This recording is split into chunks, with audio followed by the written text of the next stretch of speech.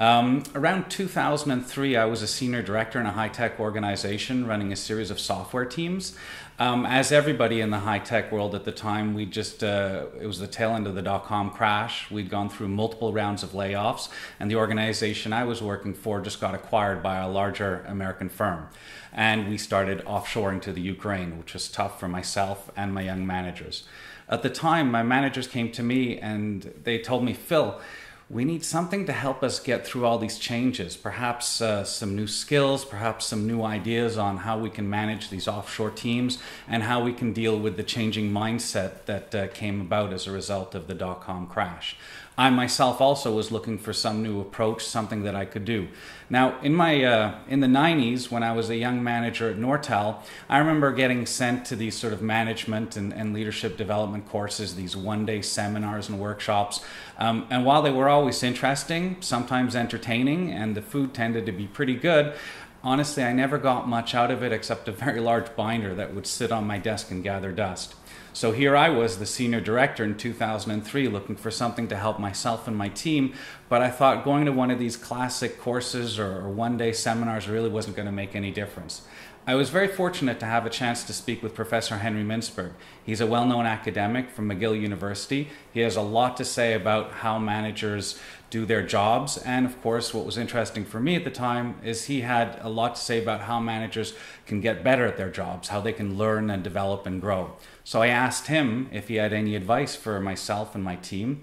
He suggested, perhaps as many a good professor, that I start by reading his book, which he published at the time. This was called Managers Not MBAs. So I managed to pick up the book and I read through the book. It was a real interesting book for me, given that I didn't have an MBA and I was a manager and I was interested in getting better as a manager, but I didn't have a lot of time, I didn't have a lot of budget, and I certainly didn't believe in going to a classroom to learn how to be a better manager. In the book, the key idea that he had there that was of interest to me, and I think of interest to managers and leaders around the world, was this simple idea that as a manager, if we can simply spend a little bit of time reflecting on our own experience, and he added, in light of conceptual ideas, then we can get better as a manager. For me, this was real simple. You know, as a manager, I spend all my time doing things. I'm running around one meeting after another. I'm making decisions. I'm having status meetings, crisis meetings, planning meetings, all these kind of things. But never do I stop or really take the time to stop and think about what I've been doing and how I want to do it better as a manager. And this is what Professor Mintzberg was telling us to do. So we started having these learning meetings. Myself and my team got together. We did it about once a week for 60 minutes, and we said we're going to spend 60 minutes together as a team and just focus on being better managers, talking about what's going on around us, what we're doing about it, and what we're going to do to make things better.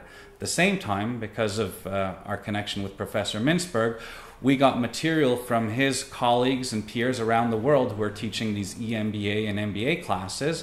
I took their PowerPoints and their course notes and lecture notes. I spent my nights and weekends in compressing this into something that I could use to give me these conceptual ideas that Professor Mintzberg mentioned. So we had these conceptual ideas, we'd go through page by page, and we'd think through what we were doing using this new language and these sort of structures to view what we were doing. The net result was, of course, we came up with new ideas about things that we wanted to do better as managers. We decided on different processes, and we started to bond and get really close as a team. And this led to further trust and more honesty, which led to further trust and more honesty, and that started to change everything for us. And before long, of course, we were coming up with action items and things that we were going to change and do, talk to the finance department to change the way projects were financed and the way we had to do our paperwork. All sorts of things started flowing out of these meetings. Pretty sure this became my most important meeting that I had as a manager, and other people in the organization started hearing, you know, Phil and his team are doing some management development. And of course that was rare, given that we'd gone through layoffs and HR was focused a bit more on the cost cutting rather than the development side of things at the time. And so people asked if they could do it too. And I said, you know what? You're a manager. You can do what you think you need to do to get your job done. That's why the company made you a manager. So sure, come and take a look at what we're doing. I'll share the material that I've developed. And they started having their own management learning meetings, as we called it at the time. And it spread. Eventually, of course, this helped me continue moving our projects forward, keeping things on track even after the sort of the layoffs and the offshoring, and everybody got a lot closer as friends, and the honesty led to much better collaboration and working together. Pretty soon it spread, other people started doing it, and I decided to follow my dream eventually and become an entrepreneur and start a company with Professor Mintzberg where we work with these professors and offer this material to individual managers and organizations or to HR teams who can use it as Lego building blocks to piece together management and leadership development programs that are completely different from the classroom-based or e-learning-based tools of the day. Thank you very much, and I hope that you also spend some of your time and energy doing management and leadership development for yourself and your team.